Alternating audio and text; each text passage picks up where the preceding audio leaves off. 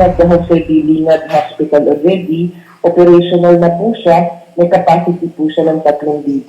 So habang wala pa po itong mga labs natin ng 12, maaari naman po tayo magpadala dito sa JBL. Itiing meging pakibat ng Department of Health Undersecretary Rosario Vergere kang City of San Fernando Mayor Edwin Santiago. Kaybat ng mengotang ning alkalde nung kapilan ma-accredit ing testing laboratory king Green City Medical Center. Metong yang private hospital in Green City nung nuka rin mekipag-partner yang lokal kapanibalan para king COVID-19 testing.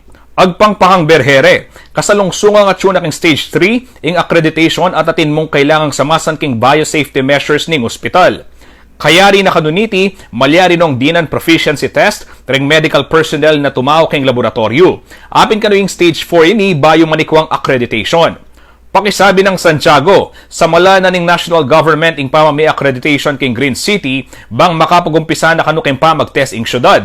May kapagsadyano kanong isolation facility ang maglaman 50 katao.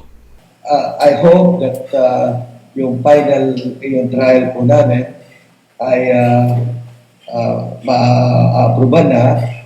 Ito po ang gusto namin ipaabot sa ating national government na under suppression po dahil paano natin i-isolate. Anang Vergere, naman kano kailangang panayan pa yung resultado ring test bang i-isolate ng individual na may identify na ating contact kareng COVID-19 positive patients. Malyari mo rin kanong gamitan ang testing center king JBL kabang panayan ng accreditation ng laboratory king Green City. Anyang milabas sa Webis abalo ng CLTV News na underutilized o ay makayang magagamit ang COVID-19 testing laboratory king JBL ang magkalagang $3 billion. King milabas sa duwang paruminggo. Malyari sanang may kapag-test may gitaan na malibong samples ing JBL base king kayang testing capacity. Oneng ing sakit, elaman ka numiras king libo ring peraladang samples king pasilidad, madibat anyang nibuklat siya ini anyang May 9. Agpangkang JBL Hospital Director Dr. Montserrat Chichioco, atin kasi kanong existing Memorandum of Agreement o kontrata ring local government units karing aliwang testing facilities kaya ela pa para lang swab samples karela.